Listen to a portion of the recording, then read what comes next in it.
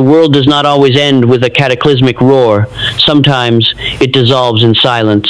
Consider the traveler standing at the edge of the world, where the familiar cliffs of certainty abruptly terminate in a vast, churning abyss of white mist. There are moments in a human life when the horizon is entirely swallowed by fog, when the map that once offered meticulous coordinates becomes nothing more than useless parchment, and when the air itself feels heavy with an unspoken, suffocating density. It is the precise threshold where the known universe ends and the undiscovered country begins. In this quiet desolation, the mind experiences a visceral shock. It reaches out for handholds that are no longer there, its fingers grasping only empty air. The eyes strain against the opaque veil, desperate for a single landmark, a solitary tree, a distant light, or any geometric assurance that movement is still possible. But the fog yields nothing. It is indifferent to urgency, immune to anxiety, and deaf to the frantic prayers of a soul searching for predictability. This is the inciting paradox of transformation. The exact moment you are stripped of your vision is precisely the moment your true journey begins. Most individuals recoil from this mist.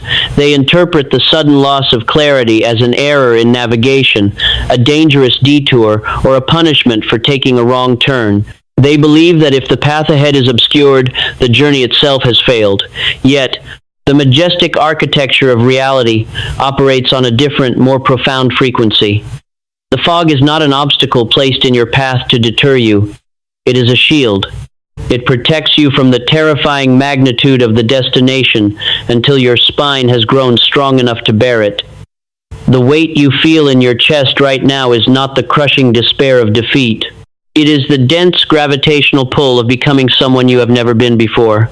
It happens quietly, without applause, without the validation of cheering crowds, and without the comforting feedback of visible milestones. It is the solemn, solitary hour when the old self is unstitched in the dark, and the new self is forged in the furnace of the unknown. To understand why this transition provokes such acute psychological distress, one must examine the fundamental conflict between the human ego's demand for certainty and the soul's requirement for faith. The human mind is, at its core, a survival machine optimized for pattern recognition and prediction. For millennia, our ancestors survived by mapping their environment, identifying where predators lurked, where water could be found, and how seasons shifted with predictable regularity. Because of this evolutionary wiring, the modern mind treats uncertainty as an existential threat. When a person cannot project their future 6 months or 6 years ahead, the amygdala fires distress signals, generating anxiety, restlessness, and a desperate impulse to grasp at any semblance of control, even if that control is an illusion. Why does the mind crave certainty with such ferocity? Because certainty creates the illusion of safety. When you know what is coming next, you can prepare your defenses, calculate your expenditure of energy, and minimize the risk of failure or humiliation. Certainty allows the ego to remain comfortably within its boundaries, preserving its current identity without demanding sacrifice. However, true structural evolutionary growth cannot occur within the confines of certainty. Growth requires the systematic dismantling of the familiar. This introduces the recursive question: how does one transition from a psychology of control to a psychology of faith without collapsing into despair? The answer lies in recognizing the distinction between knowing and becoming. Certainty feeds the intellect, but faith feeds the character.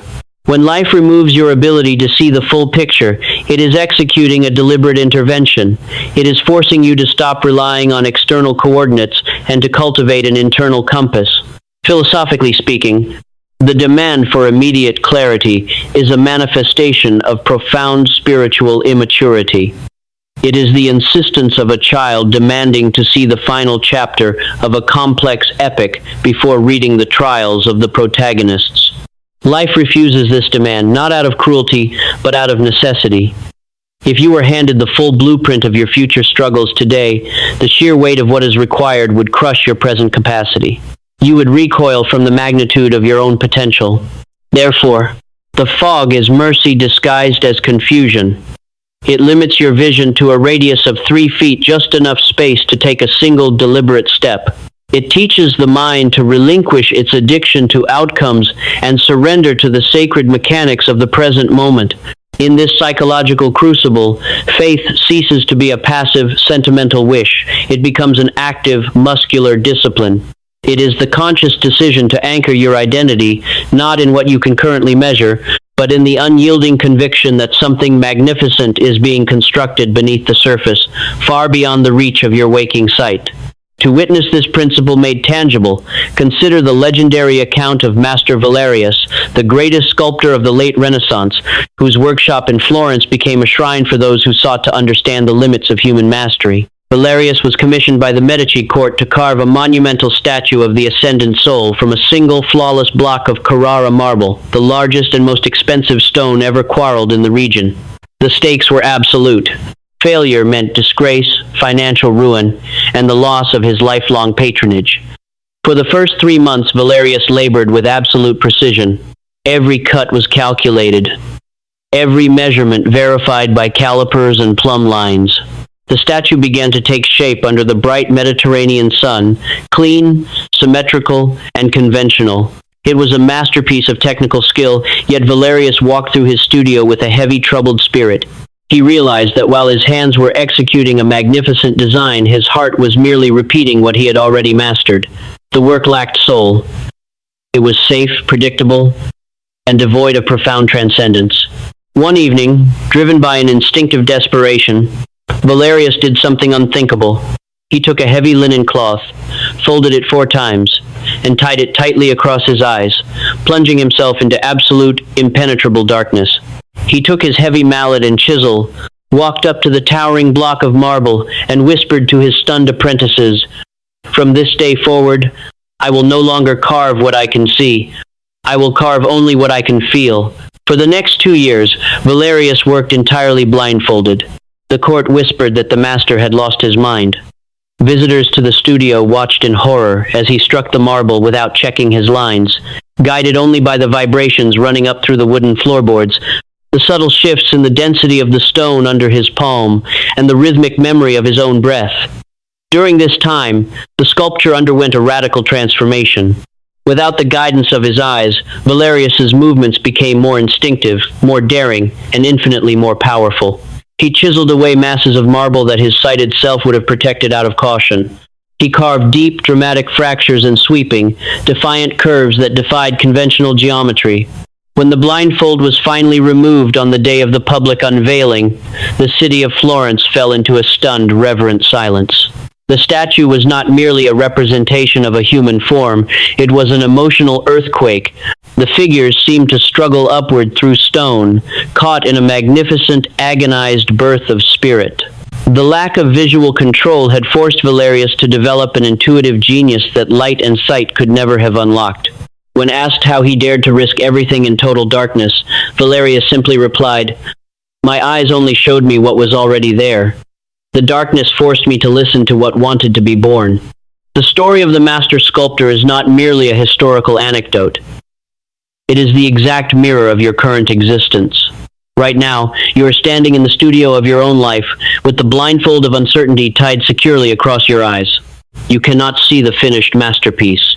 You cannot measure the distance between where you are and where you are destined to arrive. Every strike of the chisel feels heavy, random, and unguided. To integrate this truth today, you must radically alter your relationship with the unknown. Stop treating your confusion as an enemy. Stop exhausting your spirit by trying to peer through a fog that was deliberately placed to shield your eyes. Instead, practice the art of the single step. When the mind begins to race, demanding guarantees, projecting worst-case scenarios, and mourning the loss of clarity, anchor yourself in the physical reality of the immediate present. Ask yourself not what your life will look like in 5 years, but what required action sits directly beneath your hands in this exact second. Drop the burden of the unseen future and take up the discipline of the present breath. Acknowledge that this pressure you feel, this heavy, quiet isolation, is the unmistakable sensation of marble being cleared away from your soul. You are being unburdened of old limitations that no longer serve the magnificent architecture of your future. The mist will eventually clear. The horizon will break open, and you will look back upon this exact season of bewilderment with profound, unshakable reverence. You will realize that the most important parts of your strength were never built in the sunlight of certainty. They were forged in the silent, terrifying beauty of the dark. And yet, the journey does not end with the acceptance of the fog. For once the mind learns to tolerate the unknown, it must confront an even greater, more subtle adversary, the quiet, insidious erosion that happens when belief begins to decay from within. What happens when the storm does not break, when the silence stretches from days into months, and the whisper of doubt begins to sound more logical than the voice of purpose? The mist is only the beginning of the trial. Beyond it lies the crucible where convictions are tested at the root. There is an invisible architecture to every human life, a cage built of quiet habits, predictable routines, and acceptable compromises. It is constructed over years with the soft mortar of convenience. Within these walls, the individual moves with effortless choreography. Every footstep is cushioned by familiarity. Every obstacle is anticipated, and every risk is carefully neutralized. The temperature is always temperate, the shadows are familiar, and the voice of ambition is muffled by the soothing hum of absolute safety. Yet beneath this polished veneer, a quiet restlessness festers. It begins as a faint vibration in the marrow, a sudden, unbidden revulsion toward the very comfort that once felt like a sanctuary. Consider the precise moment when a person looks across their neatly ordered existence and realizes that their safety has become their prison. It does not arrive with the sound of a breaking lock or the shattering of glass. Instead, it is heralded by a profound, chilling stillness. It is the hour when the individual refuses to settle any longer, when an internal sovereignty awakens and whispers that a life spent merely avoiding pain is no truer than a death. With that single, uncompromising decision, I will have more. I will become more. I will no longer barter my potential for peace. The structural integrity of the old life collapses. The moment a human soul makes this sacred, terrifying declaration, the universe responds not with applause but with a storm. The familiar walls begin to buckle. Doors that once stood wide open swing shut with finality. Relationships built on mutual stagnation begin to fray. The reliable machinery of daily existence stutters and halts. This is the crucible of the decision. Most individuals standing amid the wreckage of their comfortable cage commit a fatal miscalculation. They mistake the sudden onset of turbulence for divine punishment. They look at the crumbling walls, feel the biting wind of uncertainty, and cry out in betrayal, "I chose to rise, so why am I being broken?" They do not yet understand that the storm was not sent to destroy them. It was summoned by their own decree, designed to test the mettle of their resolve and to burn away everything false before the new foundation can be laid. To survive the immediate aftermath of a transformative decision, one must decode the precise mechanism by which this seasonal storm operates. It does not engage the intellect, it bypasses competence.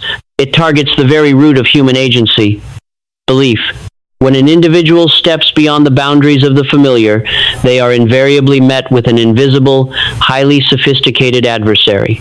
This force does not manifest as a physical obstacle, a lack of intelligence, or an absence of technical skill.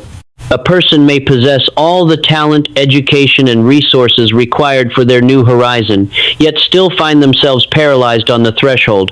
Why? Because the storm does not attack what a man can do. It attacks what a man believes he deserves to be. This reveals the necessity of rigorous recursive inquiry. Why does adversity during a transition target belief rather than ability? Because ability is merely a tool in the hands of conviction. If a man's technical competence is high, but his internal conviction is fractured, he will voluntarily lay down his tools at the first sign of prolonged resistance.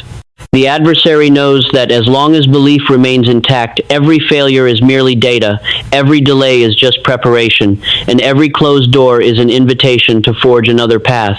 Therefore, to halt a human being who has decided to rise, one must not break his hands. One must whisper poison into his ear until he breaks his own heart. How does this psychological erosion manifest in the daily landscape of an individual's thoughts? It begins with whispers that masquerade as logic and caution. When progress slows and the initial momentum of the decision fades into the grueling gray of endurance, the internal dialogue shifts. The voice does not shout in panic. It reasons with calm, persuasive subtlety. Perhaps you miscalculated. Perhaps this path was never meant for you. Look at the wreckage around you. Surely, if this were right, it would not be this difficult. Why waste more years chasing a ghost? In isolation, these thoughts appear reasonable. They sound like the voice of maturity advising prudence, but their danger lies in repetition. A man does not lose his conviction in a single catastrophic failure. He bleeds it away drop by drop through the unmonitored allowance of defeatist reasoning. Philosophically, this is the great filtering mechanism of existence. Life does not hand magnificent destinies to those who simply desire them. It reserves them for those whose beliefs are forged in fire and tempered by doubt. The test of the decision is designed to separate the tourists of ambition from the sovereigns of destiny. The tourist visits ambition when the weather is fair and the return is immediate. The sovereign remains on the throne of his resolve when the kingdom is dark, the treasury is empty, and every advisor has fled into the night. To witness the anatomy of this test in the tangible theater of history, one must look to the shores of the New World in the early months of 1519, where a Spanish commander named Hernan Cortes executed one of the most radical psychological acts in the annals of human endeavor. Cortes landed on the hostile coast of Mexico with a few hundred men, facing an immense, entrenched empire whose military superiority outnumbered them 1,000 to 1. The soldiers were weary, terrified, and acutely aware of the vast, unforgiving wilderness that lay between them and any hope of safety. Within days of landing, murmurs of mutiny spread through the camp. Men began to gather in the shadows, whispering of retreat, plotting to seize the remaining ships, and sailing back to the comfortable, predictable shores of Cuba. They argued that the mission was madness, that the odds were insurmountable, and that discretion was the better part of valor. Cortes understood the architecture of human doubt. He knew that as long as an escape route remained visible, true commitment would never take root. His men were not lacking in physical courage. They were suffering from an excess of alternatives. Their belief in the mission was compromised by the comforting proximity of the ships bobbing gently in the harbor, the physical embodiment of a safe retreat. Under the cover of a moonless night, Cortes issued an order that stunned his officers to their core. March to the harbor. Unload every provision. Strip the vessels of their compasses, rigging, and ironwork, and put the torch to every last hull. By morning, the Spanish soldiers stood on the smoldering shoreline, watching their only means of retreat sink beneath the dark, churning waters of the Gulf of Mexico.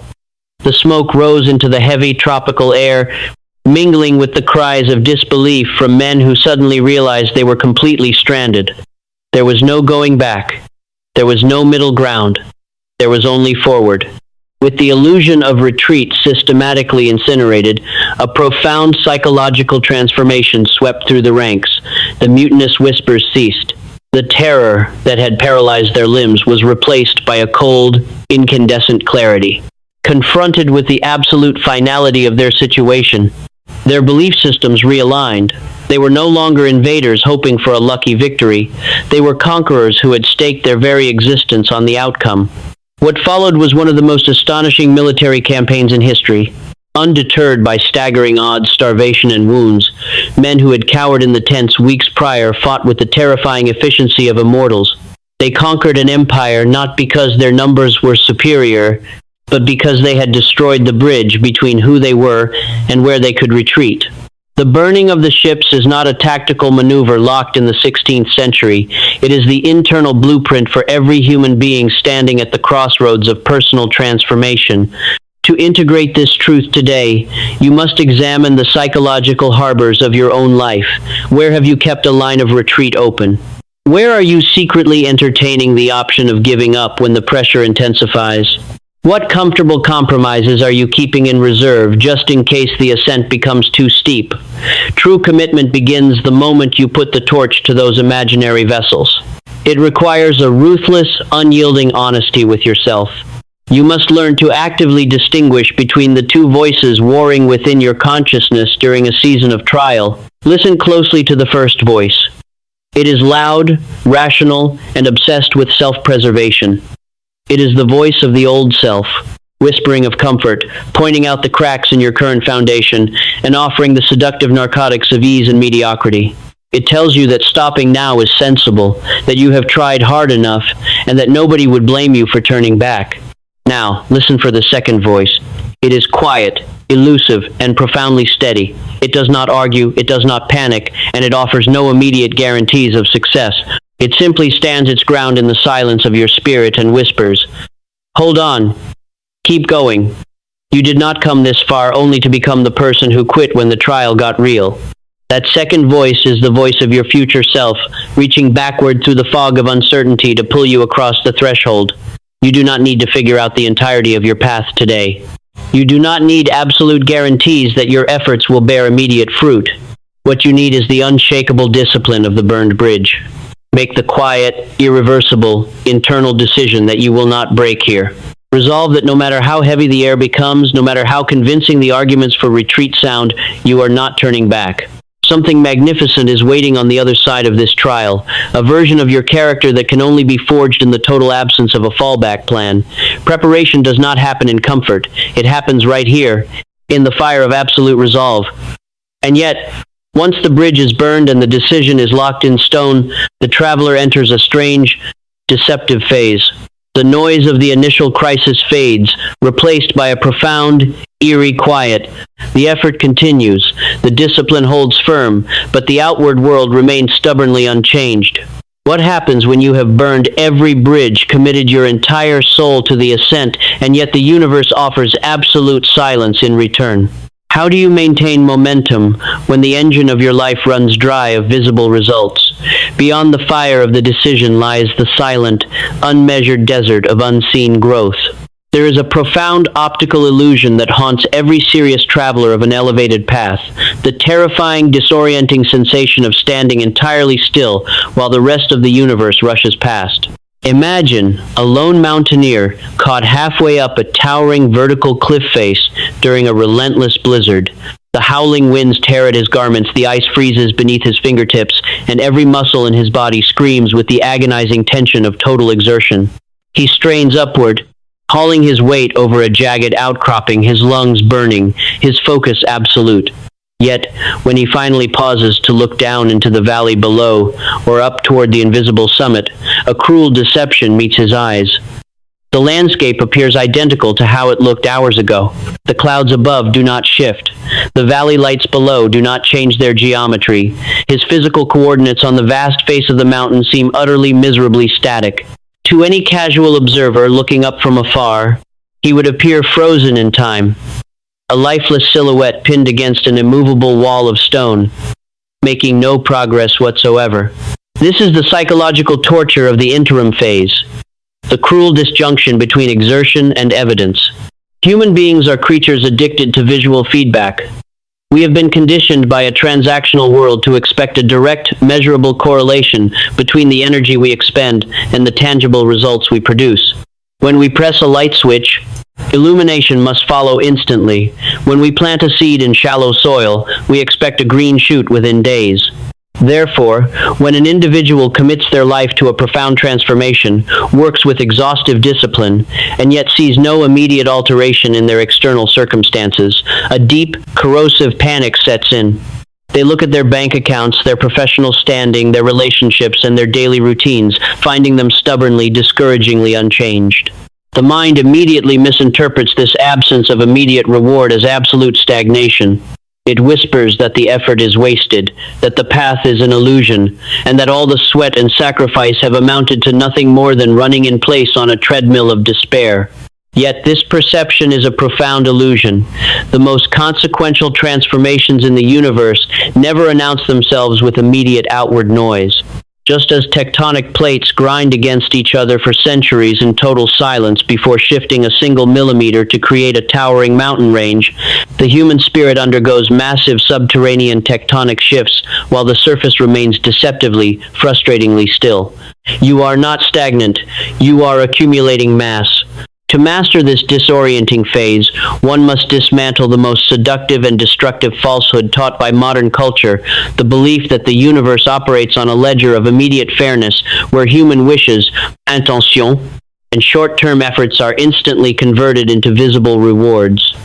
This requires rigorous recursive inquiry into the fundamental laws of cause and effect. Why do our results so frequently ignore our desperate wishes and immediate desires? Because the universe is entirely indifferent to human impatience. Results do not respond to what a man wishes for, they respond exclusively to what a man consistently becomes. A wish is a momentary emotional preference. It requires no sacrifice, leaves no structural residue, and vanishes the moment convenience is threatened. If the architecture of reality rewarded mere wishes, human beings would manifest chaos, building their destinies on shifting sands of passing moods. How, then, does the invisible mechanism of progress actually operate if it completely bypasses our emotional desires? It operates through the unyielding, mechanical accumulation of persistence. Every repetitive, uncelebrated action taken in the dark adds an invisible layer of density to the character. When a man pushes forward day after day without seeing a single sign of external validation, he is not failing to make progress. He is engaged in the heavy, structural work of internal calibration. He is altering his baseline frequency, building his stress tolerance threshold, and hardening his psychological spine until it matches the weight of the destination he claims to desire. Philosophically speaking, this is the grand law of threshold physics. Consider a block of ice sitting in a room kept at sub-zero temperatures. You raise the temperature to -4 degrees, then -3, then -2, then -1 degree. Throughout this entire process, looking at the ice block reveals no visible change. It remains hard, solid, and entirely frozen. A superficial observer might conclude that raising the temperature was a useless endeavor because the ice shows no signs of melting. Yet, the moment the thermometer ticks past 0 degrees, even by a fraction of a fraction, the entire molecular structure surrenders, and the ice transforms into water. The previous increments of heat were not wasted. They were doing the invisible work of preparing the molecular bonds for the final transition. So it is with human achievement. Most individuals give up at -1 degree. They labor through the sub-zero phase of their journey through the cold, unrewarded, invisible months of toil, and right before the threshold of transformation is reached, they conclude that the heat of their effort is failing. They walk away in disappointment, never knowing that they were literally moments away from the thaw. The results they so desperately sought were not absent. They were merely waiting on the other side of the threshold that only persistence could breach. To witness this principle written in the iron ink of history, one must step inside the brick walls of Thomas Edison's West Orange laboratory during the grueling autumn of 1888. The invention of the incandescent electric lamp had already brought him fame, but Edison was now consumed by a far more punishing obsession: the development of a lightweight, durable storage battery to power electric automobiles. For nearly a decade, Edison and his team of loyal engineers threw themselves into an abyss of unrelenting trial and error. They built over 10,000 distinct prototypes. Day after day, week after week, month after month, the laboratory floors were covered in soot, chemical residue, and the twisted metal remains of failed experiments. To the outside world and the financial backers who watched with mounting anxiety, Edison's enterprise looked like the epitome of stagnation. Newspapers mocked him for chasing an impossible dream, suggesting that his genius had faded and that his massive expenditures were producing nothing of commercial value. Year after year passed without a breakthrough. There were no flashing lights, no sudden windfalls, no public applause, only the monotonous grinding cycle of mixing chemicals, running tests, recording failures, and starting over. At one point during this grueling marathon, a young assistant, exhausted by the endless string of dead ends and visibly demoralized, approached Edison in the dusty gloom of the workshop. Looking around at the thousands of discarded prototypes, the assistant asked with a heavy sigh, "Mr. Edison, why do you continue? We have failed over 10,000 times. We are no closer to a working battery today than we were when we started years ago. Isn't it time to admit defeat?" Edison looked at him, his face lined with fatigue but his eyes burning with an unshakable incandescent fire. He did not speak to him of despair. Instead, he offered a declaration that redefined the nature of persistence. Failure? We haven't failed 10,000 times. We've successfully found 10,000 ways that won't work. Every single failure has stripped away another layer of the unknown, bringing us closer to the singular truth that remains. Edison understood the illusion of stagnation.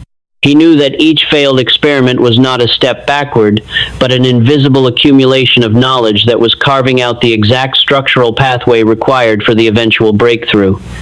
He did not stop. He did not yield to the psychological weight of the missing results. He returned to the workbench, adjusted the chemical formulas, and kept moving through the silence. When the alkaline storage battery was finally perfected and unveiled to the world years later, it revolutionized transportation and industry overnight. To the public, it appeared as a sudden stroke of brilliant invention, a lightning bolt of genius that seemingly arrived out of nowhere. Yet Edison knew the truth. The breakthrough was not sudden. It was the inevitable mathematical culmination of 10,000 invisible, uncelebrated steps taken in the dark when every visible metric screamed that he was standing still. The laboratory of Thomas Edison is the mirror of your own daily existence. Right now you may feel as though you are knee-deep in the ash of your own discarded efforts. You have applied discipline, poured your energy into your craft, and held your ground against the storm, yet the outward world refuses to validate your sacrifices. To integrate this truth today, you must undergo a radical paradigm shift in how you measure your own momentum. Stop looking exclusively at external indicators, the bank balance, the public recognition, the immediate milestones to justify your worth.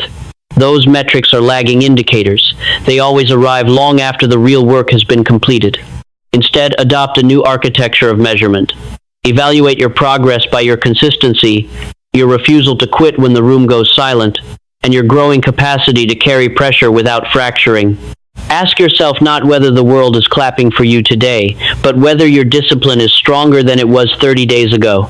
When doubt whispers that you are stagnant, anchor yourself in the profound realization that unseen growth is the only kind that lasts. Plant your feet firmly in the soil of persistence, knowing that every unrewarded effort is building the subterranean roots that will soon support a magnificent ascent. You are not standing still. You are gathering mass. You are accumulating the density of character required to command a greater destiny. The threshold is closer than your weary eyes can perceive. And yet, mastering the illusion of stagnation is only the second gate of the trial. For once a man learns to labor in the dark without immediate reward, he immediately encounters an adversary far more insidious than physical delay. What happens when the mind begins to erode from within, not through a sudden catastrophe, but through the slow, dripping poison of unmonitored thoughts? How do you defend the fortress of your belief when the walls are being undermined by the quiet whispers of internal doubt? Beyond the illusion of stillness lies the subtle, invisible battlefield of the human mind. There are fortresses throughout history that have never fallen to the thunderous roar of a battering ram or the blazing arc of fiery catapults. They stood defiant against grand invasions, their massive stone walls unbroken, their gates ironclad and secured. Yet, centuries later, travelers found these mighty keeps reduced to silent piles of rubble, their towers hollowed out from the inside. They did not fall because of a grand siege. They fell because of water seeping silently into microscopic cracks, freezing in the winter dark, expanding with relentless patience until solid granite turned to powder from within. So it is with the human spirit during a protracted season of trial. The greatest threat to a man's destiny does not arrive in the dramatic guise of a sudden catastrophe, a public humiliation, or an overt enemy. It creeps into the quiet chambers of consciousness like a fine gray mist, moving without sound, weight, or shadow. Imagine an individual sitting alone in the dim quiet of a late evening, the exhaustion of months of unrewarded labor heavy in his bones. The house is still, the world outside is asleep. In this fragile stillness, a single, unassuming thought drifts across the surface of his mind. Perhaps this path is a mistake. Perhaps you are chasing a ghost. Look at the years slipping away, the energy spent, the silence of the universe in return. Is it not wiser, more mature, to simply let go? In isolation, that single thought does not sound like a poisoned dart. It sounds like reason.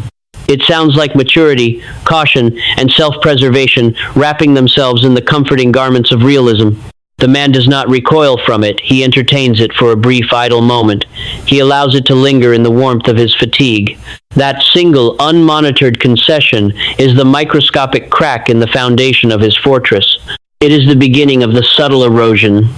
The quiet, internal decay that strips a man of his conviction long before his hands ever drop his tools. Most individuals who fail in life do not crash down in a blaze of dramatic ruin. They erode away grain by grain, thought by thought, until nothing is left of their original resolve. To comprehend how formidable this internal adversary is, one must examine the precise mechanics of how belief is sustained and how it is quietly dismantled. This demands rigorous recursive inquiry into the architecture of thought. Why does a man of proven competence and iron discipline eventually surrender to doubt, not during a moment of peak crisis, but during the slow, mundane erosion of ordinary days? Because the human mind naturally abhors friction. When effort produces no immediate feedback, the brain experiences an intense cognitive dissonance, a friction between the energy expended and the reality perceived. To resolve this friction, the mind seeks the path of least resistance. It reaches for explanations that justify cessation. Doubt is not merely a philosophical concept, it is a neurological painkiller. It whispers that quitting is not a failure, but an act of merciful release from unnecessary suffering. How does this psychological erosion process systematically dismantle a lifelong conviction? It operates through the law of neural reinforcement via repetition. A single pessimistic thought is harmless. It is a passing cloud across an open sky. But when that same thought is invited back, entertained, and replayed in the theater of the mind, it etches a deep psychological canyon. What begins as a hesitant question, "Is this worth it?" gradually mutates into a firm assumption. This is impossible and finally solidifies into an absolute identity. I was never meant for this. The tragedy of this erosion is that the individual's technical abilities have not diminished. His intelligence is fully intact, his physical strength is still present, the external opportunities may even still be waiting for him just beyond the horizon. Yet, his internal structural integrity has been compromised. Without conviction, even the most gifted man becomes a hollow shell, paralyzed by hesitation at the exact moment he should press forward. Philosophically speaking, the mind left unmonitored becomes an automatic engine for self-sabotage. It treats the unknown with deep suspicion and treats comfort as its highest sovereign good. If a man does not stand at the gates of his own consciousness with a drawn sword, inspecting every thought that seeks entry, his grandest ambitions will be quietly dismantled from within while he is distracted by outward battles. The battle for your destiny is never fought in the boardroom, on the battlefield, or in the public arena. It is fought and won in the silent, invisible theater of your own internal dialogue. To witness the devastating consequence of internal erosion, consider the historical account of Captain Diego de Almagro's expedition along the treacherous, uncharted coastlines of the southern seas. For nearly a year, Almagro and his crew had sailed through unending tempests, dense fog, and suffocating calms. Their provisions were rotting, their timbered hulls were leaking salt water through 100 hidden seams, and the endless expanse of gray horizon offered no promise of land. Day after day, the men looked out over the gunwales and saw nothing but the terrifying infinity of the ocean. Yet, unknown to Almagro and his weary crew, they were navigating within a mere 40 miles of the richest, most fertile continent they had sought, a coastline teeming with life, abundance, and the realization of all their dreams. They were literally hours away from breaking through the barrier. However, within the belly of the flagship, a quiet psychological rot had begun to spread. A veteran navigator named Rodrigo, worn down by the monotony of the silence and the endless uncertainty of the mist, began to whisper among the sailors in the damp darkness of the lower deck. "Why do we break our backs for a phantom?" Rodrigo murmured to the men, his voice smooth, reasonable, and laced with the soothing poison of fatigue. "The captain is mad. There is nothing out here but water and death. If we turn back now, we save our skins. If we press on, we are simply feeding our bones to the deep." A wise man knows when to yield to reality. At first the sailors scoffed. They remembered the glory of the mission, the oaths they had sworn, the burning ambition that drove them from their ports. But Rodrigo did not push them to mutiny all at once. He returned night after night, repeating the same quiet narrative of futility. He planted the seed of doubt in the mess hall, watered it during the grueling watches of the night, and cultivated it in the silent despair of the empty plates. Slowly, imperceptibly, the conviction of the crew eroded. The men who had once roared with defiant courage began to look at the horizon with hollow, defeated eyes. They stopped tightening the rigging with care. They stopped scanning the mist with hope. Their bodies were still on the ship, but their belief had already surrendered. On the 365th day of the voyage, when the wind shifted and the scent of damp earth and blooming forest drifted faintly across the water from the hidden shore just 40 miles away, Rodrigo and his demoralized faction cornered Almagro on the quarterdeck. With exhausted finality, they refused to turn the helm toward the scent of land. They forced the ship about, putting their backs to the continent, and sailed straight back into the miserable safety of mediocrity. They did not fail because their ships were unseaworthy. They did not fail because the storms defeated them. They failed because they allowed an internal whisper to erode their conviction mere hours before the dawn broke over the promised coast. The fate of Almagro's crew is a solemn warning carved into the history of human ambition. Right now, as you walk through your own season of heavy uncertainty, the most dangerous battles are not happening in your external environment. They are happening inside the quiet sanctuary of your mind. To integrate this truth today, you must adopt the uncompromising discipline of a sentinel standing watch at the gates of a citadel. You must realize that not every thought that enters your consciousness is an objective truth. Many are merely the psychological debris of fatigue, pressure, and temporary darkness. Begin by auditing your internal dialogue with ruthless honesty. When the quiet voice whispers that you are wasting your time, that the silence is proof of failure, or that you should settle for a safer, easier path, do not nod in agreement. Do not welcome that thought into the inner chambers of your identity. Instead, establish your defense with a firm, unshakable decree. I guard my belief, for it determines my outcome. Understand that you have absolute sovereignty over what you allow to take root within your spirit. When doubt appears, do not attempt to silence it with frantic positive affirmations. Simply observe it, recognize it as the natural friction of transformation, and refuse to feed it. Replace the defeatist narrative with the cold, steady recognition of your purpose. You do not need immediate validation from the world. You do not need the fog to part right this second. What you need is an unyielding fortress of the mind, a conviction so deeply anchored that no amount of silence, delay, or internal fatigue can uproot it. The erosion stops the moment you take back control of your thoughts. By guarding your belief, you preserve the singular force that carries a human being across the final stretch of the desert, and yet, once the internal gates are secured and the mind is immunized against the poison of doubt, the traveler must confront the ultimate test of endurance. What happens when the silence of the universe deepens, when the path becomes entirely invisible, and you are called to walk forward into total ambiguity without a single star to guide your way? Beyond the defense of belief lies the vast, untamed wilderness of the unknown. There is a profound deception written across the surface of the natural world.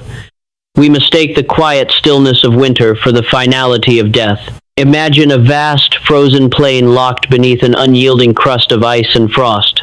The soil is iron hard, stripped of color, and battered by biting gales that sweep across the barren landscape without mercy. To the casual eye, this domain is an absolute wasteland, a lifeless monument to cold and stagnation where nothing stirs, nothing breathes, and nothing grows. Yet, buried deep within the dark, suffocating pressure of that frozen earth lies a solitary seed. It has been stripped of its outer husk, squeezed by the immense density of the surrounding dirt, and deprived of any warmth or sunlight. To any human observer standing above ground looking only at the frozen crust, the seed does not exist. There is no green shoot breaking the surface. There is no visible blossom to signal life. There is only the absolute, unbroken silence of the subterranean dark. Yet, within the pitch-black womb of the earth, an invisible cataclysm is unfolding. The seed is not resting, it is warring. It is splitting its own shell, driving its root fibers downward into the cold moisture, anchoring itself against the weight of the dirt above. It is descending into the dark before it dares to ascend toward the light. Every ounce of its early energy is directed downward, away from the sky, away from the sun, and into the heavy, uncelebrated soil. This is the great paradox of subterranean growth. The height of a tree's triumph is always directly proportional to the depth of its invisible roots. Most human beings reject this winter phase. They demand instant upward momentum, expecting the fruit of their ambitions to appear the moment they plant their intentions. When the soil remains frozen and the surface shows no green shoots of progress, they panic, believing that their efforts have failed. They do not realize that the most monumental achievements in human existence require an extended season of burial, a sacred subterranean winter, where everything that matters happens completely out of sight. To understand why this subterranean phase is an absolute biological and spiritual requirement, one must examine the deep mechanics of structural endurance. This demands rigorous recursive inquiry into the architecture of development. Why must true growth always occur in complete darkness, hidden from the applause and observation of the external world? Because the surface of life is fragile, unstable, and battered by the shifting winds of public opinion, immediate trends, and superficial validation. If a great destiny were to manifest instantly without a deep root system, the first severe storm of adversity would snap it like a dried twig. The darkness of the soil acts as a protective womb, shielding the developing character from premature exposure, while it builds the structural density required to bear future weight. How does this unseen accumulation translate into psychological and spiritual strength? It operates through the quiet mastery of internal discipline. While the world looks at a man and sees stagnation because his name is not yet known, his bank account is not yet swollen, and his milestones are not yet public, his character is undergoing intense architectural reinforcement. Every day he labors without recognition, every hour he persists without applause, and every trial he endures without complaint adds invisible rings of density to his soul. He is building psychological taproots that reach deep into the bedrock of truth, securing his foundation so that when the season of elevation finally arrives, he cannot be uprooted by praise or toppled by criticism. Philosophically speaking, human culture is obsessed with the canopy, the visible branches, the green leaves, the sweet fruit that everyone can admire, but nature operates on an entirely different hierarchy of reality. The canopy is merely the consequence, the root is the cause. If a man focuses all his anxiety on forcing the leaves to appear above ground while neglecting the dark, grueling work of driving his roots deep into the earth, he builds a hollow monument. When the winds of trial blow, and they always blow, his majestic illusion collapses into the dust. Therefore, the season of invisibility is not a punishment or a delay. It is the most critical workshop of your existence. It is the place where you are stripped of your superficial vanities and forced to anchor your identity in something far more permanent than public applause. What is forming in you right now is not meant to be seen yet. It is gathering mass, fortifying its fibers, and preparing for an ascent that will shock those who only looked at the frozen surface and assumed you were dead. To witness this principle written in the living green of the natural world, consider the legendary phenomenon of the Chinese bamboo tree. When a grower plants the seed of this extraordinary species, he enters into a contract with patience that defies normal human endurance. During the first year, after watering, fertilizing, and tending to the soil with meticulous care, the grower sees absolutely nothing. There is no green shoot piercing the earth, no tender stem reaching toward the sun.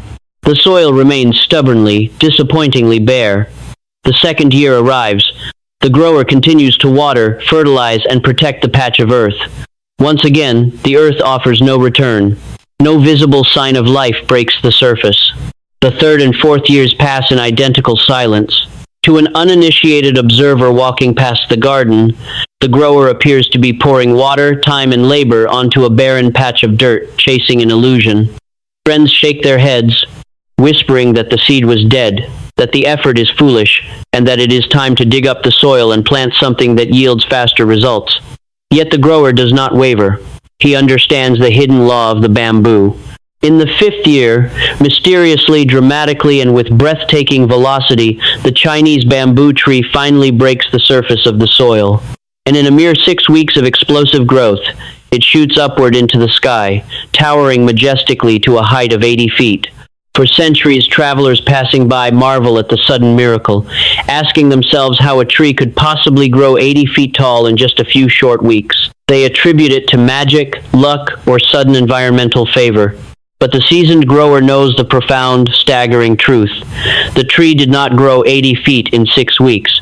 During the first 4 years of total silence, when the surface of the earth showed absolute nothingness, the bamboo tree was driving a massive, intricate, interlocking root system deep down into the bedrock, weaving a subterranean network hundreds of feet wide and deep. If the bamboo had rushed to push its stalk above ground in the first year without building that subterranean foundation, its own weight would have crushed it, and a moderate gust of wind would have snapped it in half. Its survival, its height, and its majestic strength were entirely dependent on those 4 long years of dark, uncelebrated, invisible root building. The story of the Chinese bamboo tree is the living portrait of your current season. You may feel as though you have been buried in the dark for months or even years, pouring your energy, your sweat, and your tears into a soil that refuses to show any green shoots of reward. You look around, and others who planted far later seem to be sprouting canopy, while you remain locked in the frozen dirt of obscurity. Do not despair. Do not mistake your burial for abandonment. You are not stagnant. You are driving your roots deep into the bedrock of your destiny. To integrate this truth today, you must consciously release your addiction to immediate visibility. Stop checking the surface of your life for signs of public approval or instant milestones. Shift your entire focus downward into the quiet, sacred work of your character. Strengthen your discipline, deepen your resilience, and secure your internal conviction against the shifting soils of circumstance. Acknowledge that every uncelebrated effort, every lonely hour of discipline, and every silent trial you endure is weaving the subterranean root system that will soon support an extraordinary ascent. What is forming in the dark right now cannot be rushed, cannot be skipped, and cannot be given to someone who has not walked the path of the seed. Embrace the winter of your preparation with quiet reverence. Hold your ground in the dark, knowing with absolute certainty that when your roots have reached their required depth, nothing on earth will be able to stop your rise. As you reflect on the unseen roots growing deep within your own journey, consider subscribing and liking this transmission if it resonates with your spirit. Support the continuation of this cinematic exploration into human resilience. And yet, mastering the subterranean roots brings the traveler face to face with an eerie, profound test. What happens when the roots are deep, the foundation is set, but the external world remains wrapped in absolute, deafening silence? How do you maintain your momentum when your labor is performed in total isolation, with no witness to applaud your sacrifice and no voice to validate your worth? Beyond the dark soil of the roots lies the vast, echoing chamber of the great silence. There is an eerie, sobering hour in every significant undertaking when the initial fanfare evaporates into thin air. Imagine an ancient cathedral under construction during the dead of night. Earlier in the day, the scaffolding echoed with the ring of mallets, the shouting of overseers, the clatter of stone carts, and the vibrant murmur of curious crowds gathered below to marvel at the rising facade. But now, midnight has fallen. The crowds have long since dispersed to their warm hearths. The overseers are asleep. The torches have guttered out, leaving behind flickering embers that cast long, grotesque shadows across the uncarved stone. The lone artisan stands high upon the scaffolding, suspended in the vast velvet vault of the dark. He holds his chisel against a block of granite, preparing to strike. He lifts his mallet, pauses, and listens. Silence. There is no cheering crowd to validate his precision. There is no murmuring audience to gasp at his artistry. There is no ringing bell to signal approval, nor a single pair of eyes watching from the floor below to witness whether he strikes true or falters in the gloom. The world has completely forgotten he is up there. The air is heavy, cold, and entirely indifferent. In this sudden, profound quiet, a strange, creeping weight settles over the artisan's shoulders. It is a test far more terrifying than physical exhaustion or external opposition. The test of the unobserved life. Human beings are creatures acoustically wired for resonance. We learn to speak because mothers answer. We learn to labor because society rewards. We learn to endure because praise acts as the invisible fuel that keeps our engines turning. When that acoustic feedback is abruptly cut off, when the applause dies, the acknowledgments cease, and the universe responds to our most heroic efforts with absolute, deafening silence, a chilling question echoes through the chambers of the soul. If no one sees what I am building, does it still possess value? Most individuals cannot answer that question in the affirmative. The moment the spotlight swings away from them, their hands grow sluggish, their posture slouches, and their motivation collapses. They discover, to their horror, that they were never truly devoted to the craft itself. They were addicted to the applause that accompanied it. They built their entire identity upon a stage of glass, and when the lights went out, they found themselves standing in the dark, with nothing left to give. To survive this great silence and emerge as a sovereign master of one's destiny, one must undergo a severe, uncompromising psychological liberation from the tyranny of external validation. This requires rigorous, recursive inquiry into the architecture of human motivation. Why does the human psyche experience such a devastating collapse of drive when recognition, praise, and encouragement are removed from the environment? Because the ego has been conditioned from infancy to outsource its sense of worth to the opinions of the tribe. Evolutionarily speaking, belonging to the tribe meant survival. Isolation meant death. Therefore, when an individual labors in total obscurity without feedback, the primitive brain interprets that silence not merely as a lack of reward, but as a dangerous existential rejection. It whispers that unobserved effort is wasted energy, prompting a protective withdrawal of physical and mental force to conserve resources for an environment where social payoff is guaranteed. How does a truly sovereign individual systematically break this primitive addiction to praise and restructure their internal engine of execution? They achieve this by shifting the locus of control from the external theater of public opinion to the internal sanctuary of uncompromising commitment. They realize that true mastery is, by its very definition, a private affair. A man who requires an audience to perform at his highest level is merely an actor playing a role for a wage. A man who performs with identical fury, precision, and reverence in an empty room is an artist possessed by truth. Philosophically speaking, the great silence is the ultimate filter of character. Life uses silence to test whether your ambitions are rooted in vanity or in destiny. Vanity requires a mirror, an audience, and a microphone. Destiny requires only a hammer, a stone, and a quiet room. When the universe stops clapping for you, it is not abandoning you. It is promoting you. It is stripping away the cheap, sugary narcotics of temporary praise and forcing you to develop an internal constitution of steel.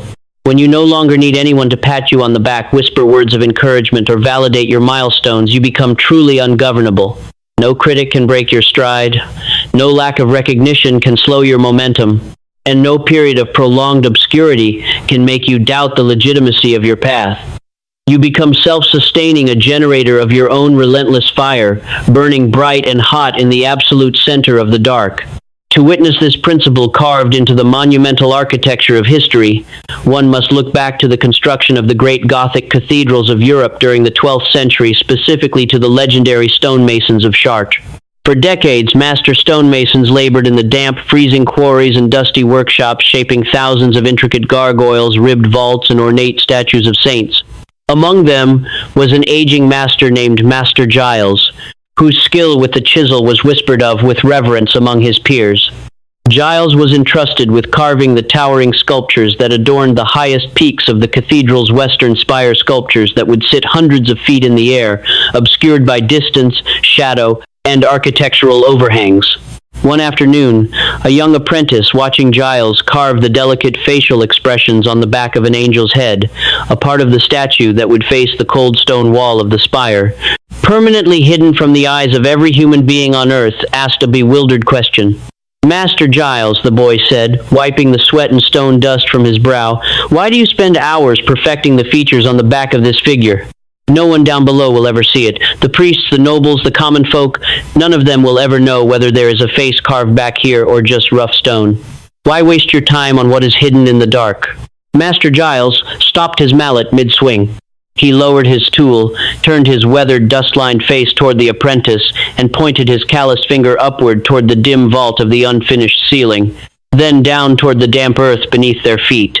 "The men down below may not see it," Giles replied softly, his voice carrying the quiet weight of absolute conviction, "and the bishop may never walk up here to inspect it, but the angels who look down from heaven will see it.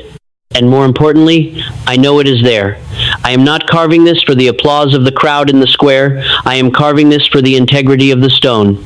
Giles did not slow his pace when the cathedral funding dwindled, when public interest waned, or when generations of citizens passed away before the spire was even half completed. He returned day after day to his lonely workshop on the scaffolding, striking the stone with the same fierce, reverent precision, whether the square below was packed with cheering thousands or empty in the freezing rain. When the cathedral was finally finished and consecrated, standing as a timeless marvel of human genius that has captured the awe of humanity for nearly 1,000 years, millions of tourists gazed up at the soaring spires, oblivious to the thousands of hidden masterpieces carved into the dark recesses where no human eye could reach. Yet, the structural integrity, the sacred geometry, and the majestic soul of the entire cathedral depended entirely upon those unobserved, unapplaudable hours of labor executed by men who required no witness to justify their excellence. The story of Master Giles is the mirror held up to your own solitary labors. Right now, you may feel as though you are working in the highest reaches of an unfinished spire where no one is watching, no one is cheering, and your daily sacrifices go entirely unacknowledged by the world around you. To integrate this truth today, you must ruthlessly purge your life of the hidden expectation of applause. Examine your daily routines, your professional pursuits, and your private disciplines. Where are you secretly holding back because someone isn't watching? Where are you pacing your energy to match the presence of an audience? Break those chains today. Make the sovereign, irreversible decision that from this moment forward, your standard of excellence is no longer dependent on someone else's observation. When the silence settles heavily around you, do not interpret it as a sign of irrelevance. Interpret it as your sanctuary of power. Stand at your workbench, lift your mallet, and execute your craft with terrifying, uncompromising precision in the dark. Let your consistency become your signature. Let your private discipline mock the very idea of public validation. When you learn to build without witness, praise, or applause, you achieve an inner invulnerability. You become a force of nature, steady, self-contained, and completely unstoppable because your momentum is generated from an internal source that no external silence can ever extinguish. And yet, mastering the great silence only brings you to the threshold of the ultimate psychological trial. For once you no longer require anyone to see you, you must confront the final, terrifying void, moving forward into a future whose contours are entirely concealed by mist. What happens when the path ahead vanishes into absolute ambiguity?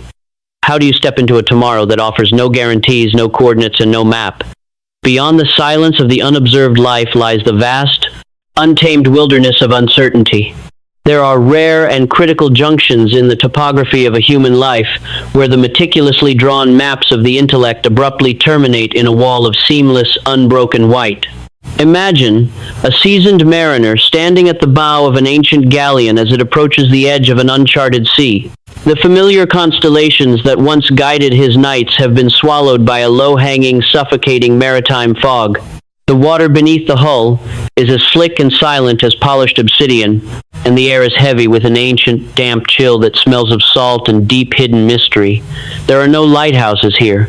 There are no buoys marking a safe channel, nor any distant shorelines to confirm whether the vessel is making headway or drifting dangerously toward jagged reefs. Every instinct wired into the mariner's nervous system screams for caution, demanding that he drop anchor, reverse the sails, and wait for the mist to clear before daring to advance another league. Yet, to drop anchor in this precise stretch of the ocean is not an act of safety.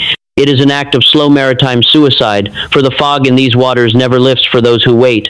It only rolls backward for those who move forward into its heart. This is the central paradox of human progression. Certainty is not a prerequisite for movement. Movement is the prerequisite for clarity. Most individuals misunderstand this sacred law. They believe that before they can take a step toward their grandest ambitions, the path must be illuminated, the obstacles must be catalogued, and the final destination must be guaranteed by clear coordinates. When life denies them this panoramic view, when it drops a heavy, impenetrable veil over tomorrow, they freeze in their tracks. They treat ambiguity as a red light signaling danger, rather than what it truly is, the natural habitat of the pioneer. The weight you feel in your chest as you stare into your own professional, personal, or spiritual fog is not an indication that you are lost. It is the thrilling, terrifying sensation of standing on the very frontier of your own evolution, where the old world ends and the unwritten future begins. To comprehend why human beings experience such profound physiological and psychological panic when confronted with ambiguity, one must examine the deep evolutionary wiring of the modern intellect. This demands rigorous recursive inquiry into the architecture of perception. Why does the human brain react to the unknown with terror rather than exhilaration, treating every uncharted scenario as a potential threat to survival? Because for hundreds of thousands of years, our ancestors' physical survival depended on immediate environmental predictability. The bush that rustled unexpectedly could conceal a predator. The cave with an unknown interior could house a rival tribe. The brain evolved as a pattern-matching survival machine whose primary biological directive was to minimize surprise. Therefore, when an individual steps into a modern arena of high transformation, where outcomes cannot be predicted, the brain's alarm systems fire instantly, interpreting the lack of intellectual clarity as an immediate existential danger. How then does a master of destiny systematically recondition this primitive panic and transform uncertainty from an enemy into an ally? They achieve this by recognizing a profound philosophical truth. Certainty is a luxury reserved exclusively for those who follow beaten paths, whereas ambiguity is the permanent uniform of those who forge new ones. A man who insists on knowing every turn of the road before he takes his first step will remain rooted to the starting line forever. Philosophically speaking, the future is not a place to be passively discovered with a telescope. It is a raw substance to be actively sculpted with a hammer. When you demand absolute clarity from an uncertain universe, you are demanding that life strip away the very friction required to build your strength. Uncertainty is not an obstruction to your journey. It is the raw material of your courage. If you always knew how every venture would turn out, faith would cease to exist, resilience would become obsolete, and triumph would lose its transcendent majesty. When you learn to carry uncertainty not as a crushing burden, but as a quiet companion, when you can take a firm, deliberate step into absolute mist without demanding a guarantee from tomorrow, you cross an invisible Rubicon. You stop looking for external roadmaps and realize that your own footstep, pressed firmly into the unmapped earth, creates the path as you go. To witness this principle demonstrated in the theater of human history, one must look back to the daring open ocean voyages of Polynesian navigators who crossed thousands of miles of trackless Pacific expanse centuries before the invention of modern mechanical instruments. These ancient mariners sailed vast, terrifying distances between microscopic islands separated by weeks of empty, violent ocean. They possessed no compasses, no sextants, no chronometers, and no charts to guide their catamarans through the towering swells. To any European cartographer of later centuries, their methods appeared reckless to the point of madness. Yet, these master voyagers possessed a profound, intuitive mastery of ambiguity that stunned later explorers. When asked how they found a tiny atoll thousands of miles away across an invisible horizon, the master navigators explained their art not through instruments, but through total immersion in the elements. They did not wait for the clouds to part completely. They sat low in the wooden hulls, feeling the subtle, complex interference patterns of ocean swells rolling from distant, unseen shores. They studied the flight paths of migratory seabirds returning to land at dusk, read the bioluminescent phosphorescence of coastal waters stirring deep beneath the surface, and watched for rare cloud formations hovering stably above distant mountain peaks that were still entirely invisible to the naked eye. During one legendary migration led by the master navigator Tupaya across a notoriously violent and fog-shrouded passage between remote archipelagos, a severe storm blew the fleet completely off its estimated reckoning. For 3 days, a thick, milky mist enveloped the canoes. The older crew members, accustomed to relying on clear star sightings at night, began to murmur with anxiety, arguing that they don't blindly into an endless abyss and should turn back while the wind still favored a retreat. Tupaya did not panic. He climbed to the highest crossbeam of the double-hulled canoe, closed his eyes against the stinging salt spray, and simply listened to the rhythm of the wind and the heavy, muffled percussion of the waves against the hull. He recognized that the wave swell had shifted its frequency by a fraction of a hertz, a subtle, microscopic sign that a landmass was blocking the deep oceanic current just over the horizon. Without a single mechanical instrument to confirm his theory, relying entirely on his intimate familiarity with the unknown, Tupaya took the steering paddle into his own hands, adjusted the sail toward the heart of the mist, and gave a quiet, unshakable command.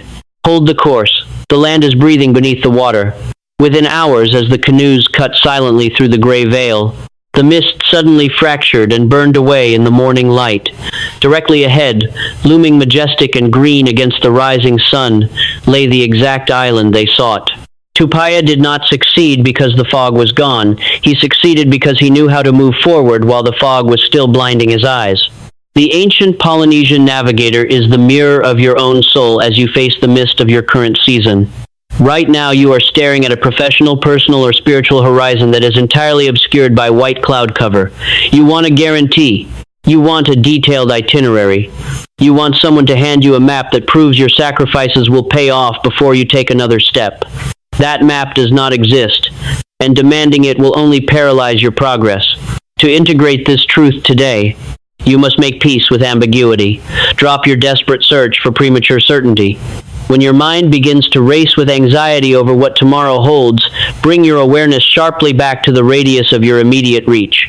You do not need to see the end of the journey to take the next correct step. You only need enough light for the space beneath your feet.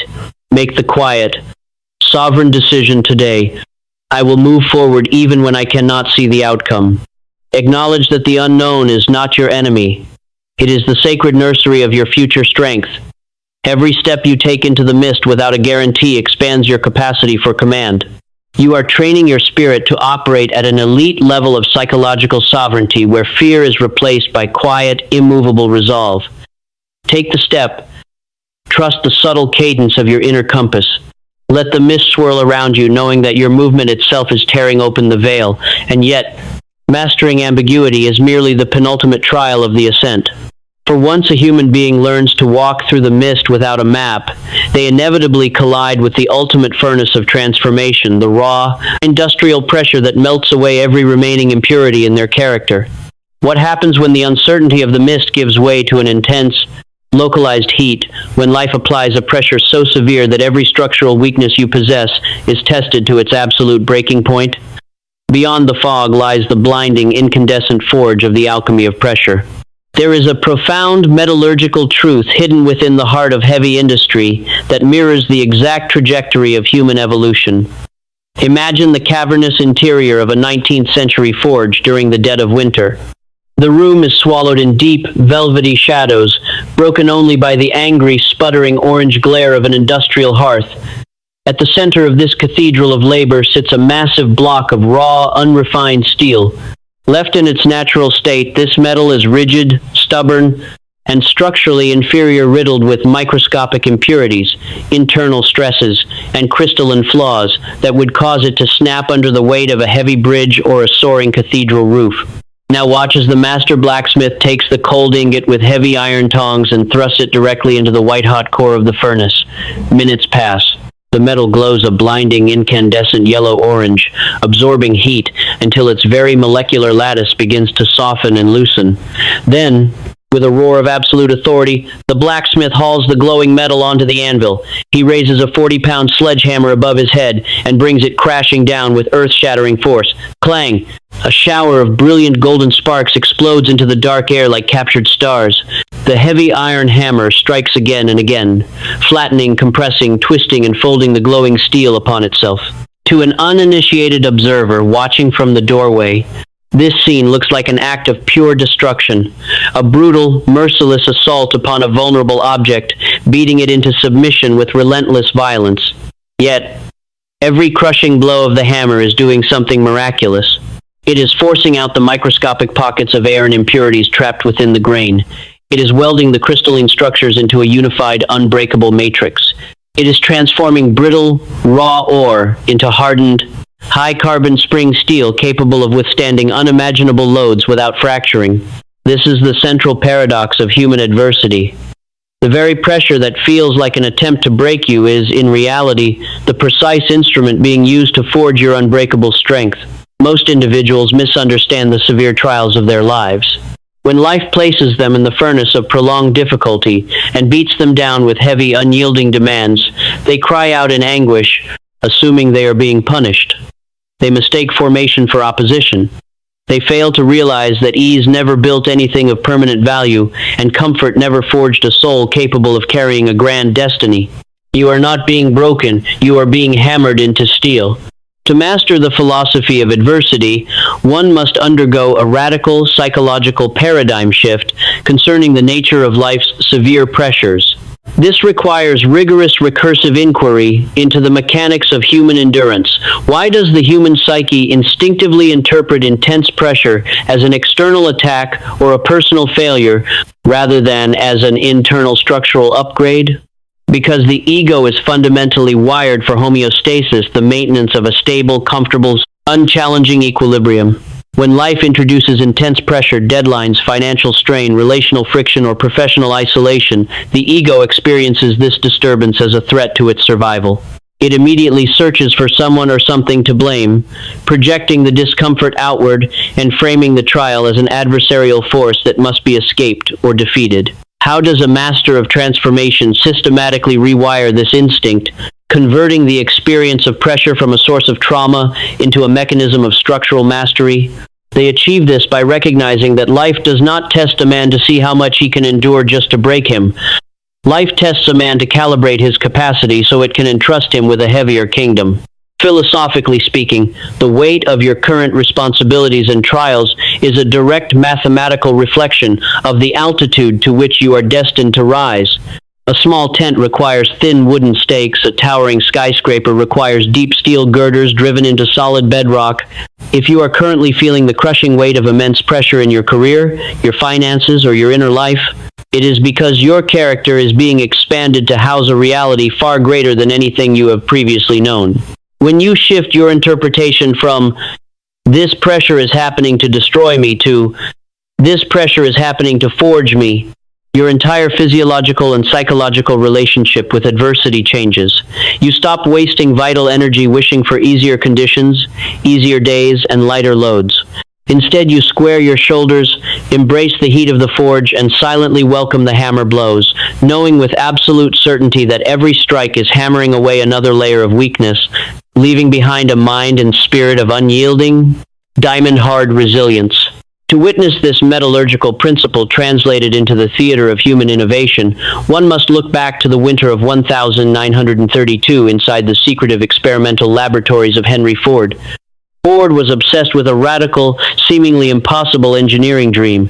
He wanted to cast an entire V8 engine block as a single piece of molded iron. Up until that historical moment, every automobile manufacturer in the world cast engine cylinders and crankcases separately and bolted them together because conventional metallurgical wisdom dictated that a complex V8 block could never be poured as a single piece without the metal warping, cracking, or developing catastrophic structural flaws under extreme thermal expansion. Ford's chief engineers and metallurgists repeatedly warned him that the project was an absurdity. They presented reams of calculations proving that the thermodynamic pressure and cooling stresses involved in casting such a complex monolithic block would shatter the molds and tear the iron apart. Ford refused to accept their limitations. He looked at his engineers and issued a command that stunned the automotive world. Go back to the foundry. Find a way to cast it as one piece. Do not return until it is done. For nearly a year, the foundry became a literal house of fire. Day after day, massive vats of molten iron heated to over 2,000 degrees were poured into intricate sand molds. And day after day, as the metal cooled and the molds were broken open, the results were devastating. Every single experimental block was riddled with internal fractures, warped seams, and fatal stress fractures caused by the violent, uneven cooling pressures. The financial cost was staggering. The engineers were exhausted, demoralized, and covered in soot, ready to abandon the project entirely. They pointed to the pile of ruined iron blocks as undeniable proof that the laws of physics simply would not permit such a creation. Yet Ford understood the alchemy of the forge. He knew that the metal was not failing because the design was wrong. It was failing because the internal crystalline structure had not yet been subjected to the exact combination of temperature, carbon composition, and mechanical pressure required to unify the alloy. He ordered his men back to the hearth. He instructed them to alter the carbon ratios, increase the pressure of the pouring ladles, and introduce rigorous, controlled cooling cycles that subjected the molten iron to extreme thermal shock. On a freezing morning in late autumn, the crane hoisted the latest experimental V8 block from the cooling pit. The sand was brushed away, and the engineers held their breath as the inspectors ran their instruments across the seamless, unified cast iron surface. It was flawless. For the first time in industrial history, a monolithic V8 engine block had been successfully cast.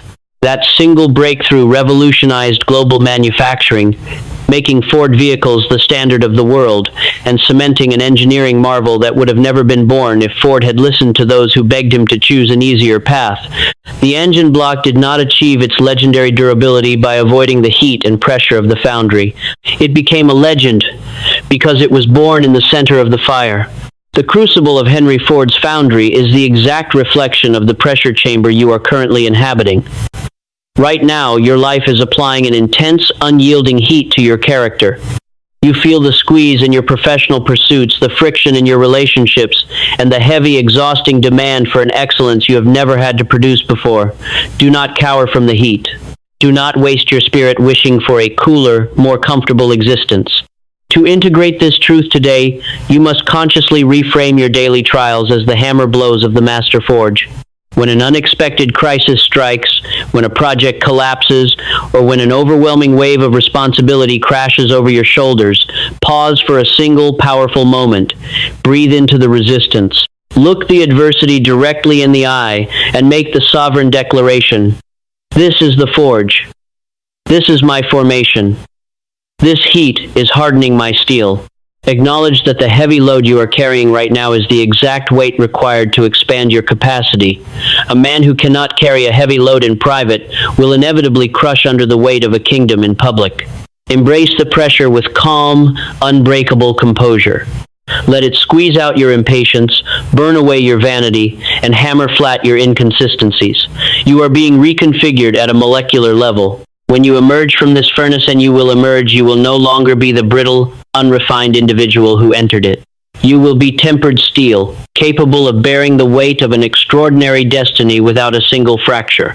If this journey through the forge has brought clarity to your own trials, pause here to like and subscribe, ensuring you remain anchored in this community of deep, cinematic growth. And yet, surviving the forge is only the preparation for the final metamorphosis. For once the metal is tempered and the steel is forged, it must be put to the test. What happens when the trial reaches its absolute zenith, and you are called to stand immovable against the greatest storm of your existence? Beyond the roaring fires of the alchemy of pressure lies the majestic, unshakable citadel of the anatomy of resilience. There is a striking and profound contrast between how ordinary men and masters of destiny traverse a landscape battered by relentless gales. Imagine a high mountain pass during the height of a freezing winter tempest. The wind howls with a feral fury, driving razor-sharp sleet horizontally across the rocky terrain. Trees are bent double, their branches groaning under the weight of ice, and the air is thick with blinding white chaos. Amidst this meteorological violence, two figures attempt the ascent. The first is driven by temporary enthusiasm and superficial momentum. At the first fierce gust of wind, he stumbles, loses his footing, wraps his arms defensively around his head, and collapses against a boulder, paralyzed by panic and searching desperately for an immediate escape route. A few paces behind him walks the master of resilience. He does not fight the wind with hysterical fury, nor does he cower in defeat. He walks with a calm, measured, rhythmic stride. His posture is weighted forward, his boots gripping the frozen stone with absolute deliberation. When a sudden blast threatens to throw him off balance, he does not panic. He leans directly into the gale, using the resistance itself to anchor his center of gravity. His face is serene, his breathing steady, and his eyes fixed on the invisible path ahead. The storm is roaring around him, but an inner stillness anchors his every movement. This is the central paradox of true resilience. Resilience is not the absence of turbulence, it is the absolute mastery of internal equilibrium while external chaos rages. Most individuals define resilience as a defensive quality, the ability to take a punch, absorb a blow, and endure pain without breaking down completely. But true, profound resilience, the kind that alters the course of history, is radically different. It is not merely a shield that blocks adversity. It is an active, transformative engine that consumes adversity and converts it into forward momentum. The individual who has mastered this anatomy does not view the storm as an interruption of his life. He recognizes that the storm is the life, and his ability to maintain his stride when everything around him is collapsing is the ultimate hallmark of a sovereign human soul. To move past the superficial definitions of mental toughness and enter the domain of true inner formation, one must dissect the psychological architecture that separates those who merely survive hard times from those who are fundamentally reconfigured by them. This demands rigorous recursive inquiry into the mechanics of human adaptation. Why do most individuals experience adversity as a traumatic event that diminishes their capacity, while masters of destiny experience the exact same adversity as a catalyst that expands their power? Because the average individual identifies completely with their transient circumstances. When their circumstances are favorable, they feel powerful. When their circumstances collapse into chaos, their identity collapses with them. They view adversity as an enemy occupying foreign territory. In contrast, the sovereign individual understands that reality is a neutral mirror reflecting back the internal state of the observer. He does not identify with his temporary comfort. He identifies with his capacity to adapt, overcome, and reconfigure. How does this psychological permanence crystallize within a human being, transforming temporary toughness into a permanent state of being? It occurs through the systemic integration of trials into identity.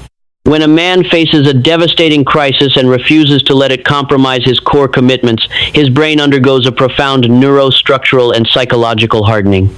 The neural pathways of panic atrophy, while the pathways of calm, calculated execution thicken and automate. He stops reacting to life as a victim of random tragedies and begins to operate as a commander who understands that every trial is simply a test of his administrative range. Philosophically speaking, true resilience is an irreversible state change.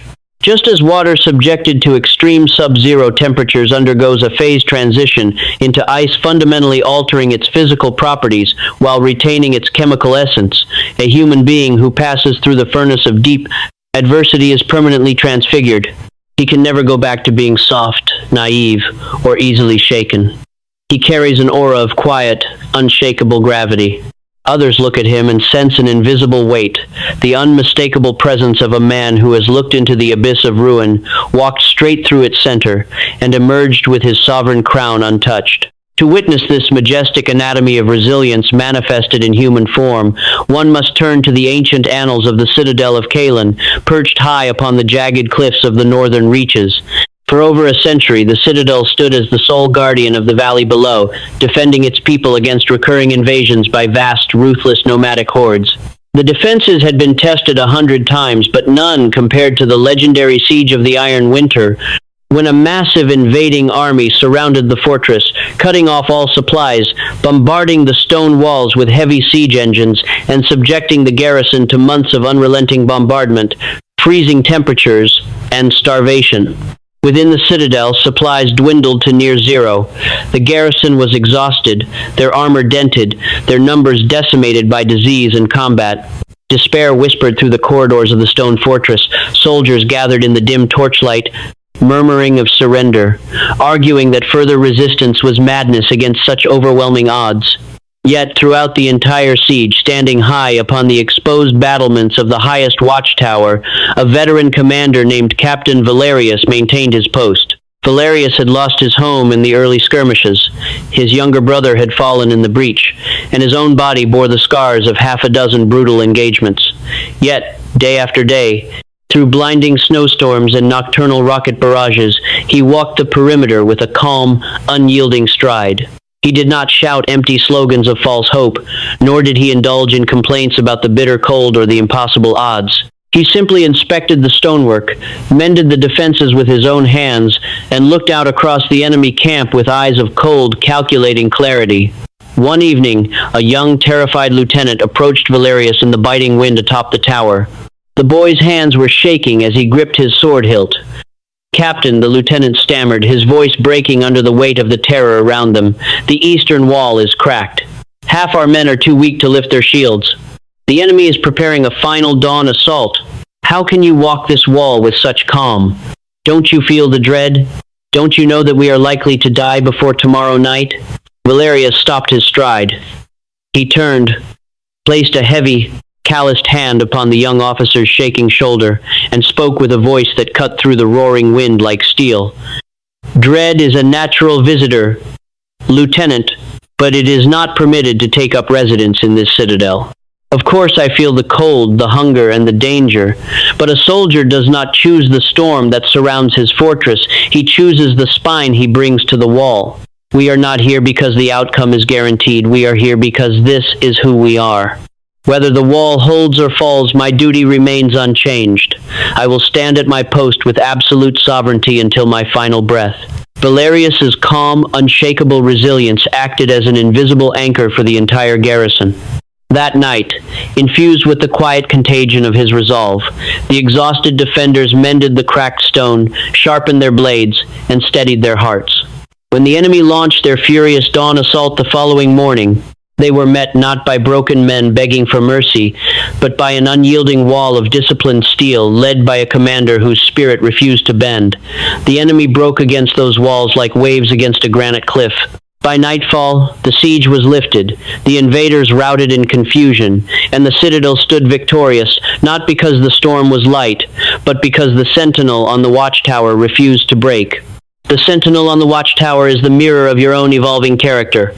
Right now, as you weather the final storms of your current season, you are being called to embody that exact brand of unshakable resolve. To integrate this truth today, you must consciously shed the victimhood of temporary circumstances.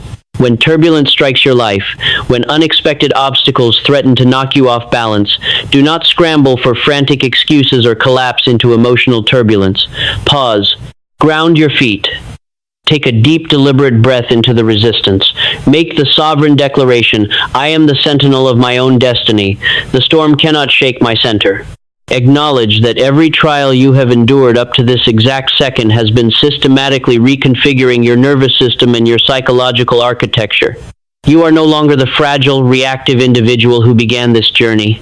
You have been tempered by the fog, tested by the decision, proven in the silence, and forged in the fire. Lock in these adaptations.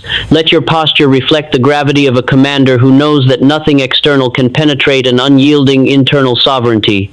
Stand at your post with absolute composure, knowing that you are fully prepared for whatever lies beyond the horizon, and yet mastering resilience is the final threshold before the grand awakening. For once a man stands unbroken upon the watchtower, the clouds part, the night recedes, and the dawn breaks across an entirely new kingdom. What happens when the long night of trial finally yields to the blazing light of manifestation? How does a transformed soul step across the final threshold into the reality it built entirely in the dark? Beyond the citadel of resilience lies the magnificent golden dawn of the threshold of manifestation. There is a transcendent, breathless second in the architecture of time when the longest, coldest night surrenders to the first amber ignition of dawn. Imagine standing upon the highest stone balcony of an ancient, mist-shrouded valley after months of relentless winter storms. For ages, the world below has been blanketed in impenetrable darkness, obscured by driving rain, biting frost, and the heavy, suffocating silence of an unseen universe. The traveler has walked through the fog, burned his bridges, labored in subterranean darkness, endured the great silence, and stood unshakable upon the watchtower of resilience while the tempested world hammered at his gates. Now, the air grows preternaturally still. The roaring gales die away into a reverent whisper. High upon the jagged eastern horizon, a razor-thin line of electric gold cuts through the bruised purple clouds.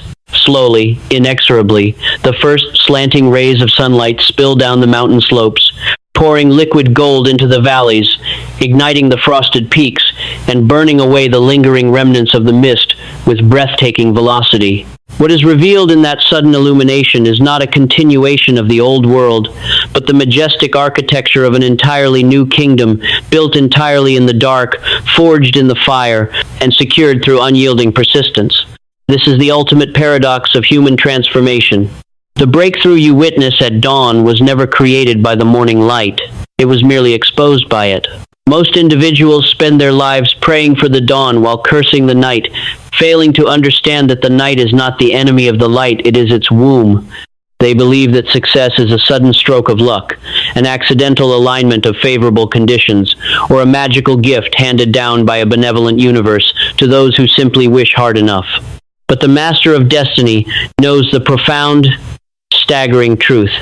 The magnificent reality that greets the morning sun was constructed brick by brick, tear by tear, and blow by blow during the long, uncelebrated hours when no one was watching. The dawn does not create the triumph. It merely reveals the masterpiece that was forged in the dark. To fully comprehend the psychology and philosophy of the final manifestation, one must dismantle the illusion of sudden success that pervades human culture. This requires rigorous, recursive inquiry into the mechanics of universal timing. Why does a breakthrough always appear instantaneous, abrupt, and miraculous to the outside observer, while feeling to the creator like the slow, agonizing accumulation of an eternity? Because human perception is exclusively calibrated to register lagging indicators, the visible fruit, the public milestone, the sudden surge of opportunity. The public eye cannot see the subterranean root system, the silent hours of discipline, the internal battles against doubt, or the metallurgical tempering of the forge. Therefore, when all these invisible accumulated increments finally cross the 0-degree threshold of manifestation, society gasps at the sudden change, attributing to luck what was actually the mathematical certainty of compounding persistence. How does this accumulated truth permanently alter the consciousness of the individual who crosses the threshold? It produces a radical, irreversible shift in how a human being relates to time, effort, and destiny. The man who has crossed the threshold no longer panics when faced with delay, silence, or uncertainty. He knows from direct, cellular experience that nothing real is ever lost, that every unrewarded effort is banked in the immutable ledger of existence, and that the universe operates with absolute, unyielding integrity. Philosophically speaking, manifestation is not an external event that happens to a man. It is an internal frequency that finally matches its external container. When your character has been stretched by pressure, deepened by silence, and hardened by discipline, your external reality has no choice but to reconfigure itself to mirror your new dimensions. You do not attract what you want, you manifest what you have become. When you cross this final threshold, the struggle does not necessarily end, but its nature transforms entirely. You stop fighting against life and begin to command it. You step out of the shadows of preparation and take your rightful place upon the stage of execution, carrying the quiet, majestic gravity of a soul that has earned its crown in the dark. To witness this majestic threshold made tangible in the theater of human legacy, one must turn to the final chapters of the master architect Giovanni, whose life's work culminated in the raising of the great cathedral dome of Florence, the architectural marvel that defied the engineering laws of the 15th century. For 16 years, Giovanni had labored in total obscurity and professional exile. The mathematical calculations required to span an unprecedented octagonal dome without exterior buttresses were deemed impossible by every contemporary guild and master builder in Italy. When Giovanni presented his designs, he was met with public ridicule, professional isolation, and financial abandonment. The city fathers laughed at his models, calling him a madman chasing an impossible geometric phantom. Yet, Giovanni did not waver. He retreated to his private workshop, surrounded himself with trusted artisans who shared his sacred vision, and spent over a decade solving microscopic engineering problems in total silence. He designed hidden interlocking chains of stone and iron, invented new hoisting machines to lift massive blocks of marble into the stratosphere, and poured his health, wealth, and youth into a project that showed no outward sign of public validation. During the final year of construction, as the massive stone dome neared its apex, a bitter winter descended upon Florence. The scaffolding was iced over, supplies ran dangerously low, and rumors spread through the city squares that the dome was developing microscopic fractures and was moments from a catastrophic collapse. A mob of fearful citizens gathered in the cathedral piazza, demanding that work be halted immediately and that Giovanni be brought before the magistrates to answer for his madness. Giovanni did not rush down to defend himself with panicked speeches. He stood atop the dizzying heights of the unfinished lantern, exposed to the freezing winter gales, calmly laying the final, golden-hued keystones into the oculus of the dome. He knew the structural integrity of what he had built. He knew the mathematical precision of the hidden iron chains embedded deep within the masonry. As the first light of a magnificent spring dawn broke over Florence, piercing through the retreating clouds, Giovanni hammered the final wedge into place and stepped back. Simultaneously, the morning sun broke across the horizon, casting a golden halo over the completed, impossibly majestic dome that arched proudly into the Tuscan sky without a single external support. Down in the piazza, the angry murmur of the crowd instantly died away, replaced by an awestruck, reverent silence that swept through the city like a wave. Men fell to their knees, critics wept openly, and the entire populace gazed up in stunned disbelief at a monument of human genius that seemed to have materialized out of thin air overnight. To the citizens of Florence, it was a sudden, miraculous apparition. But Giovanni, standing alone in the golden morning light high above the city, wiped the stone dust from his calloused hands with a quiet smile. He knew the truth. The dome was not a miracle of the morning. It was the inevitable mathematical product of 16 years of invisible, uncelebrated labor executed in the dark. The masterpiece of the Florentine dome is the mirror of your own ultimate arrival. You have traveled far through the pages of this cinematic manuscript. You have stood at the edge of the foggy precipice, burned your bridges behind you, resisted the illusion of stagnation, guarded your mind against subtle erosion, grown your roots deep in the dark winter soil, learned to operate in the great silence, navigated the trackless mist, allowed yourself to be hammered in the forge of pressure, and walked the watchtower with the unshakable stride of a sovereign sentinel. Now, the night is receding. The horizon is breaking open. The dawn of your manifestation is here. To integrate this truth today, you must step across the final threshold with absolute, unshakable ownership of your new identity. Drop the remaining shreds of your old, small self. Refuse to apologize for your ambition, your discipline, or the magnitude of the destiny you are here to command. Take a deep, commanding breath of the morning air. Look out across the expansive landscape of your newly minted reality and make the final, irrevocable decree. I have built this in the dark, and I will command it in the light. Carry this transformation into your daily walk, your relationships, your enterprises, and your private thoughts. You are no longer the one who hopes. You are the one who executes. You are the architect of your own destiny, the master of your own focus, and the sovereign commander of your soul. The storm is behind you. The kingdom is open. Step forward into your greatness, for the world is waiting for the master who was forged in the dark.